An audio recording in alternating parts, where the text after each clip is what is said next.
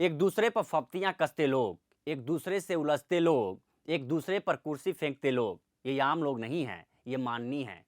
वो भी देश की राजधानी दिल्ली के, दिल्ली की छोटी सरकार के।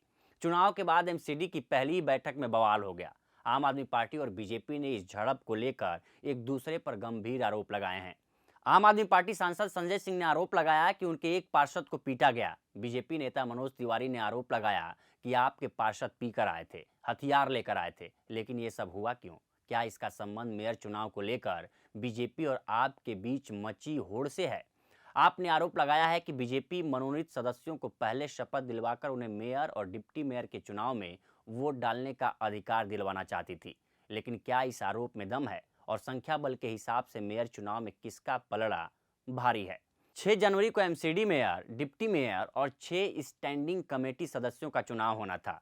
दिल्ली नगर निगम की कार्यवाही के लिए सबसे पहले एक पीठासीन अधिकारी की जरूरत थी, लिहाजा सर्वसम्मति से पीठासीन अधिकारी चुन लिया गया।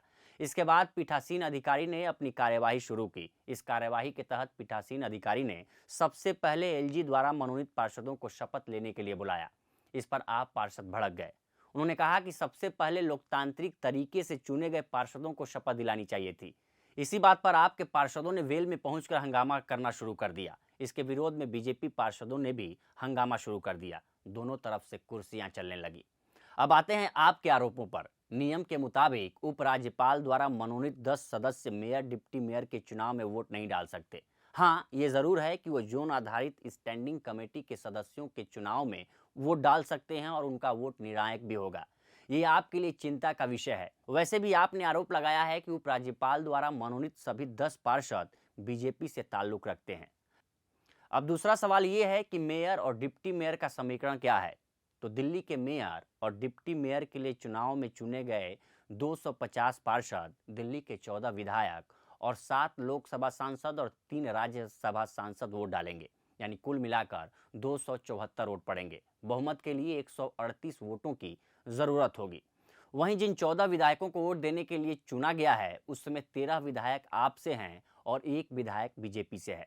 ऐसे में आपके पास आंकड़ा 150 हो जाता है, जो बहुमत के आंकड़ों को पार कर जाता है। वहीं बीजेपी का कुल वोट 112 ही है, जो बहुमत से दूर है। लेकिन इसमें पेंच है। पेंच ये है कि इस चुनाव में दल बदल कानून लागू नहीं होता। इसलिए आप चिंतित है कि कहीं बीजेपी उसके पार्षदों को पैसे और सत्ता के दम पर कहीं अपने पाले में ना कर ले। तीसरा सवाल यह है कि उपराज्यपाल द्वारा मनोनीत सदस्यों के वोट का क्या मूल्य है? तो इस सवाल का जवाब ये है कि उपराज्यपाल द्वारा मनोनीत सभी 10 सदस्य जोन आधारित स्टैंडिंग कमेटी के 12 सदस्यों को चुनने में अहम भूमिका निभा सकते हैं। दिल्ली में 12 जोन हैं, जहां से स्टैंडिंग कमेटी में 12 सदस्य चुनकर आएंगे।